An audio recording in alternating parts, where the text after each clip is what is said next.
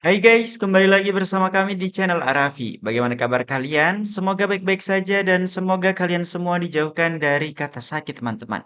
Amin amin ya robbal alamin. Masih membahas seputar kasus yang melibatkan sosok Ridwan Kamil dan Aura Kasih teman-teman. Dimana kalian masih ingat nggak sih sosok Mbak Rara yang sebelumnya pernah viral menjadi pawang hujang di sirkuit Mandalika teman-teman. Kali ini beliau tampil lagi ke hadapan media dengan menggunakan kartu tarot meramal hubungan yang terjadi antara Ridwan Kamil dan Aura Kasih teman-teman. Serta ada nih ungkapan dari anak atau sang putri dari Aura Kasih ini teman-teman dalam salah satu acara stasiun televisi di mana beliau keceplosan menyebut Om Dodo dan ada salah satu komentar warganet yang menduga kalau Om Dodo ini adalah nama samaran untuk Ridwan Kamil teman-teman. Tanpa berlama-lama, mari kita simak video berikut ini. Lagi viral nih soal dugaan netizen tentang hubungan spesial Ridwan Kamil dan Aura Kasih. Hal ini pun diperkuat dengan bukti rekaman CCTV saat Ridwan Kamil dan Aura Kasih bertemu di sebuah lobi hotel, lalu berjalan bersama ke sebuah kamar hotel. Untuk kalian yang belum tahu, rekamannya udah gua spill di sini ya. Salam Rahayu. Nah, Aura Kasih dan Pak RK itu lagi viral ya.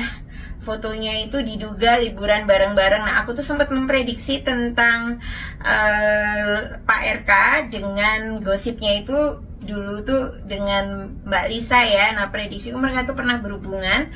Nah, anaknya itu di tes DNA hasilnya itu akan negatif. Nah, beneran ternyata negatif dan ya Pak RK sih nggak ngakuin sih, tetapi dengan melakukan tes DNA itu kan akhirnya kebukti juga bahwa ternyata Pak RK itu sama Lisa kan pernah ya kan, pernah melakukan hubungan lah. Nah, kita akan cek Sani Aura Syahrani 26 bulan Februari 87.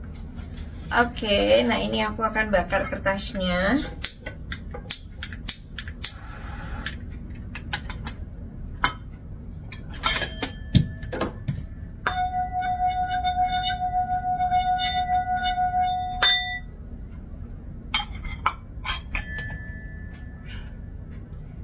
Nah, aku kocokinnya.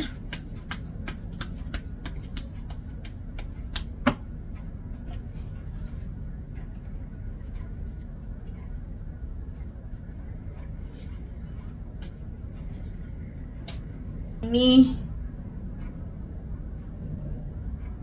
nggak kebakar ya. Kertasnya tidak terbakar. Ada tulisannya namanya Aura Kasih nih. Ada syahnya nih tidak terbakar. Nah, tetapi apakah nanti akan berlanjut? Di sini terbalik ya. Mungkin dengan adanya gosip-gosip, terus ada juga masalah dari Pak Ridwan Kamil. Nah, di sini ya antara putus nggak putus sih, kayak gitu. Jarang-jarang ya mau ketemu agak susah kan sekarang. Tetapi di sini kok ada ikatan ya, ikatan ya semacam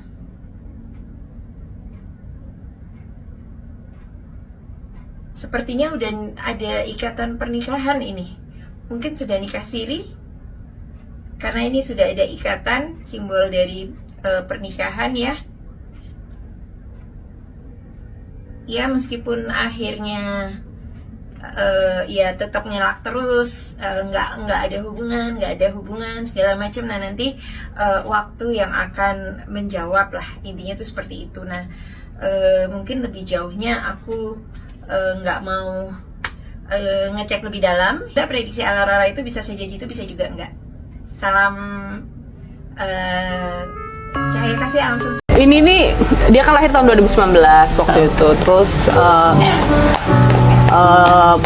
bapaknya pergi itu dia umurnya 8 bulan. Tapi aku nggak lihat sisi sedihnya, yang penting lihat dianya happy. Siapa sih Om Dodo? Panggil Om Dodo.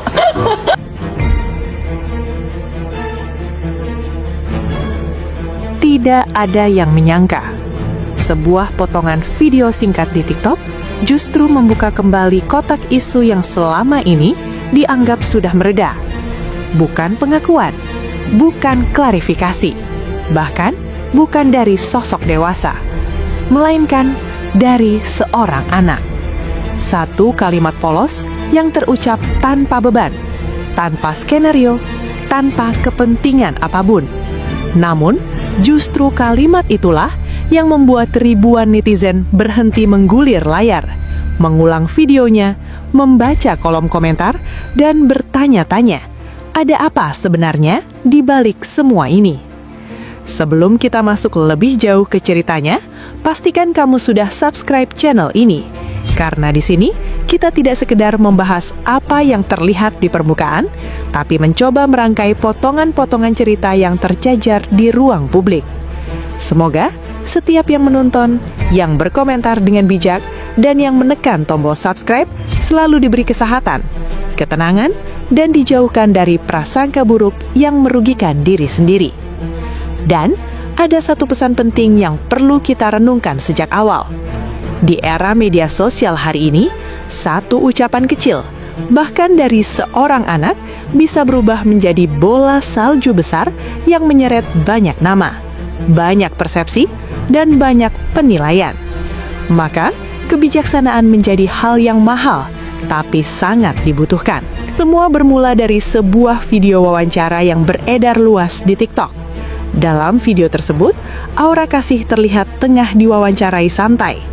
Pertanyaannya sederhana, seputar kehidupan pribadinya sebagai seorang ibu, tentang keluarganya, dan tentang bagaimana sang anak menjalani hari-hari tanpa kehadiran figur ayah secara langsung. Aura Kasih menjawab dengan tenang. Nada suaranya lembut, ekspresinya terlihat biasa. Sampai kemudian, di sela percakapan itu, sang anak tiba-tiba menyela. Bukan dengan tangisan, bukan dengan keluhan, tapi dengan satu panggilan nama yang terdengar jelas. Om Dodo. Bukan sekedar gumaman, bukan suara samar, tapi panggilan yang tegas seolah nama itu sudah sangat familiar baginya. Di titik itulah suasana berubah. Netizen yang awalnya menonton tanpa prasangka mulai saling bertanya. Kolom komentar yang semula sepi mendadak penuh spekulasi. Banyak yang bertanya, Om Dodo siapa? Ada juga yang menuliskan kenapa nama itu terdengar tidak asing. Dan tak sedikit pula yang langsung mengaitkannya dengan satu nama yang belakangan ini memang kerap diseret dalam berbagai isu panas. Ridwan Kamil. Ini nih, dia kan lahir tahun 2019 waktu itu. Terus bapaknya pergi itu dia umurnya 8 bulan. Gak lama COVID. Dan aku harus deal sama hal-hal yang menurut aku ribet dan sedihnya banyak gitu loh. Tapi aku nggak lihat sisi sedihnya, yang penting lihat dianya happy. Siapa sih Om Dodo? Panggil Om Dodo. Kamu sama siapa? Ada teman gue deh. Sini duduk sini. Aduh. Nanti Om Dodonya nyusul sini. Gini ya syuting sama anak ya. Ini pertama kali loh aku bawa Bella ke sini. Bawa Bella ya. Ini anaknya aktif lucu. Bukan tanpa alasan nama itu muncul. Ingatan publik kembali bekerja. Beberapa netizen mulai menghubungkan potongan demi potongan cerita lama tentang video call yang kembali diungkit, tentang kedekatan yang dulu sempat ramai dibicarakan, tentang kode-kode di media sosial yang dulu dianggap sekedar candaan, tapi kini terasa berbeda saat dilihat ulang. Nama Om Dodo seolah menjadi pemantik, kecil tapi cukup untuk membakar rasa penasaran. Apakah ini hanya kebetulan, atau justru ada makna lain yang selama ini tak pernah terucap secara terbuka? Yang membuat isu ini semakin panas bukan hanya soal panggilan itu, tapi reaksi netizen yang hampir seragam. Banyak yang menilai anak-anak tidak mengenal nama tanpa alasan. Anak-anak tidak menciptakan panggilan secara tiba-tiba jika tidak pernah mendengarnya berulang kali di lingkungan terdekat. Namun, di sisi lain tak sedikit pula yang mengingatkan bahwa spekulasi tanpa dasar bisa menjadi fitnah yang berbahaya. Dan disinilah cerita ini menjadi semakin rumit. Karena bersamaan dengan viralnya video tersebut, publik juga kembali diingatkan pada fakta lain yang sebelumnya sudah pernah dijelaskan secara terbuka. Tentang status anak angkat, tentang asal-usul yang sebenarnya, tentang klarifikasi yang pernah disampaikan, namun seolah tenggelam oleh derasnya asumsi dan potongan video yang beredar tanpa konteks utuh. Apakah publik sedang menghubungkan sesuatu yang seharusnya tidak saling terkait, atau justru ada kepingan cerita yang belum benar-benar dipahami? Di bagian berikutnya, kita akan membahas fakta-fakta yang selama ini jarang disentuh, penjelasan resmi yang sempat muncul di pemberitaan, dan mengapa di tengah klarifikasi itu, isu justru kembali mencuat dengan cara yang tak terduga. Karena terkadang bukan orang dewasa yang membuka rahasia besar, melainkan kalimat jujur dari seorang anak yang diucapkan tanpa tahu dampaknya. Di tengah riuhnya spekulasi yang beredar, satu hal yang sering luput dari perhatian publik adalah fakta yang sebenarnya sudah pernah disampaikan secara terbuka. Fakta yang sempat muncul di berbagai pemberitaan, namun kalah viral dibanding potongan video dan asumsi liar yang berkembang di media sosial. Dalam sejumlah laporan media, dijelaskan bahwa anak yang selama ini dikaitkan dengan berbagai isu tersebut adalah anak angkat. Status ini bukan disembunyikan, bukan pula ditutupi. Bahkan pernah dijelaskan secara terbuka bahwa proses adopsi dilakukan secara resmi dengan alasan kemanusiaan dan tanpa keterikatan dengan isu hubungan personal apapun. Namun, seperti yang sering terjadi, klarifikasi jarang memiliki daya ledak yang sama dengan spekulasi. Publik lebih mudah terpancing oleh potongan cerita yang tidak utuh. Apalagi ketika isu itu bersinggungan dengan figur publik besar, perceraian yang menyita perhatian, dan nama selebritas yang sejak lama tak pernah benar-benar lepas dari kamera. Isu perceraian Ridwan Kamil dan Atalia Praratia menjadi salah satu latar yang membuat persepsi publik semakin sensitif. Banyak yang menilai setiap potongan cerita lama terasa seperti menemukan kepingan baru dari puzzle yang dianggap belum selesai. Padahal, tidak semua kepingan memang berasal dari gambar yang sama. Disinilah nama Aura Kasih kembali masuk dalam pusaran perbincangan. Bukan karena pernyataan baru, bukan karena pengakuan, tapi karena memori kolektif netizen yang kembali mengaitkan hal-hal lama. Video call yang diunggah ulang, potongan foto yang dipotong konteksnya, hingga kebiasaan berbalas pantun di media sosial yang dulu dianggap sekedar candaan. Ketika semua itu dikumpulkan, ditambah satu panggilan polos dari seorang anak, maka cerita pun berkembang dengan sendirinya. Tanpa perlu narasi resmi, tanpa perlu bukti konkret. Netizen membangun versinya sendiri.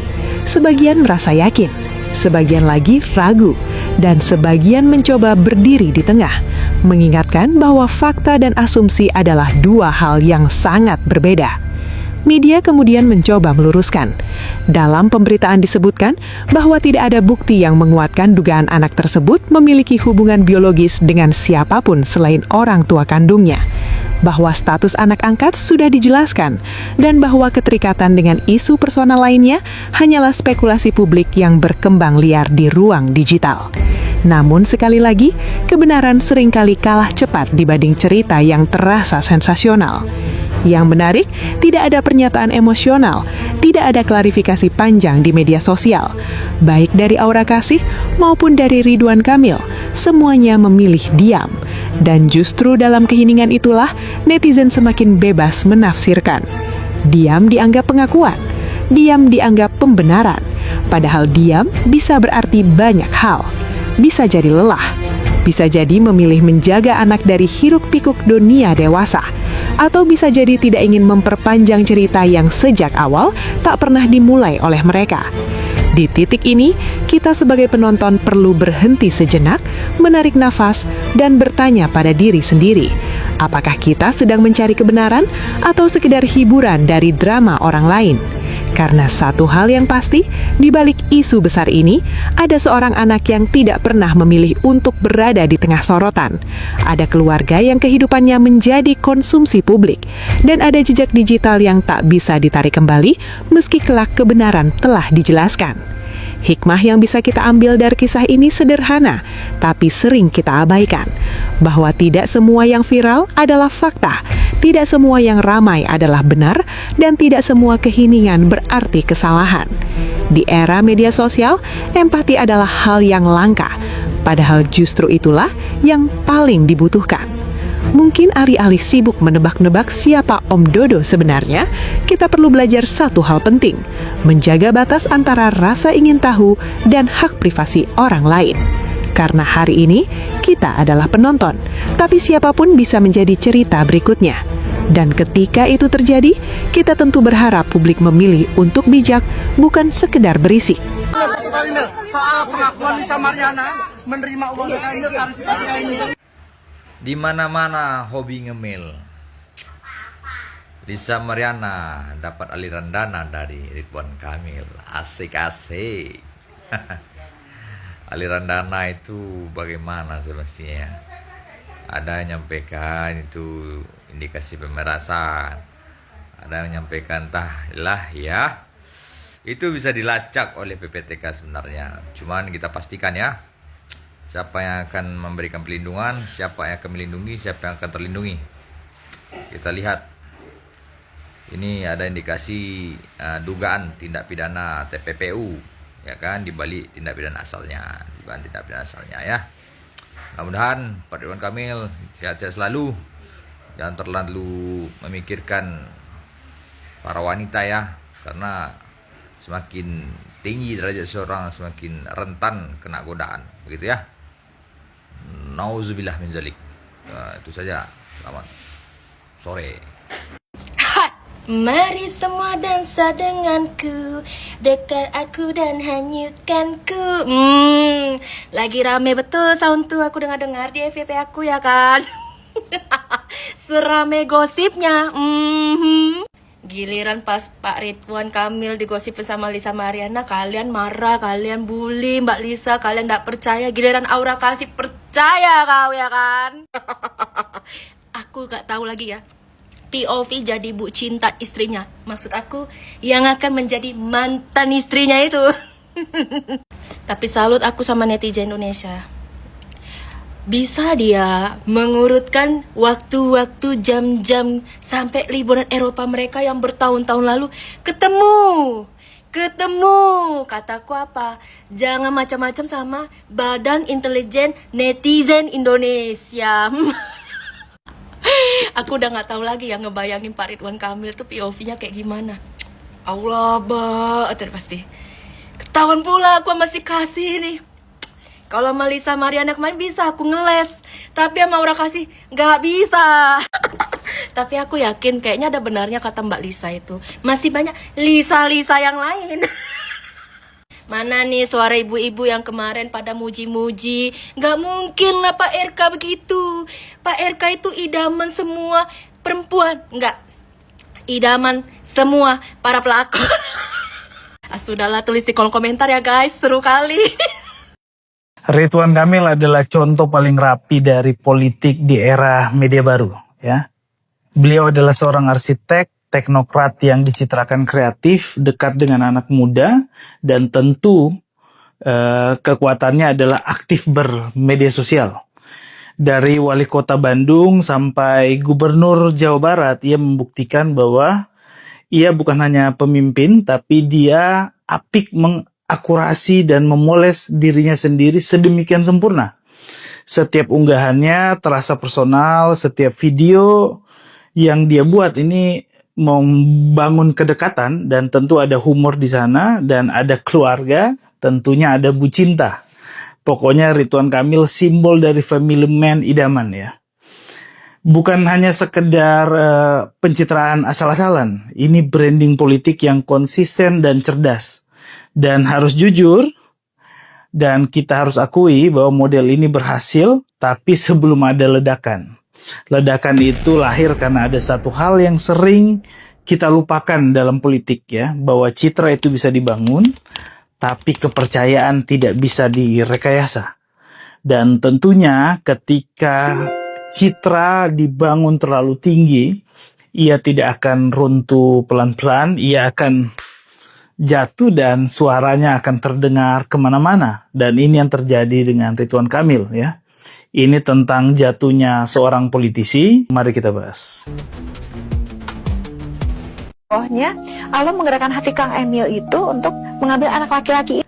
Netizennya emang ngadi-ngadi ya. Masa iya muncul isu kalau Arka itu anaknya Aura Kasih. Nah, coba kita lihat ya. Chart numerologi couple gabungan Ridwan Kamil dan Aura Kasih. Nah, ini chart mereka ya. Tuh, ada satu set 2772-nya menandakan hubungan mereka itu punya chemistry yang cukup kuat. Apalagi si prianya life path 5 dan wanitanya life path 8. Nah, menurut kalian gimana? Kalau seandainya persidangan cerai Ridwan Kamil dan istrinya disetujui pengadilan, kira-kira Ridwan Kamil lanjut nggak dengan Aura Kasih? Raffi Ahmad, ya Allah, bukan dia punya pacar ya? Yang gendut itu siapa? Yang gendut itu siapa? Yang gendut itu siapa? Ngoco gendut iku Sugi ya. Sing kon maksud iku Mbak Gigi sih. Iku Sugi. Wis hartae dunyane wis tekan ningrat iku wis. Awakmu salah ura-uran. Nang bokong lah aku duwe rara. Kon saking saiki terbongkar kon Miss R, Mr. R. Apa R ya aku redup. Nah itu ya guys ya, bagaimana nih tanggapan kalian setelah melihat beberapa updatean terbaru seputar kasus yang melibatkan nama Ridwan Kamil dan salah satu selebritis ternama di Indonesia, Aura Kasih teman-teman. Dengan diduganya terlibat dalam kasus korupsi KPK, hubungan dengan Aura Kasih juga yang semakin mencuat ke permukaan publik, tentu saja menambah kerumitan masalah yang menimpa sosok Ridwan Kamil ini teman-teman. Lantas bagaimana tanggapan kalian? Tulis pendapat kalian di kolom komentar. Dan nantikan updatean video kami selanjutnya teman-teman. Wassalamualaikum warahmatullahi wabarakatuh.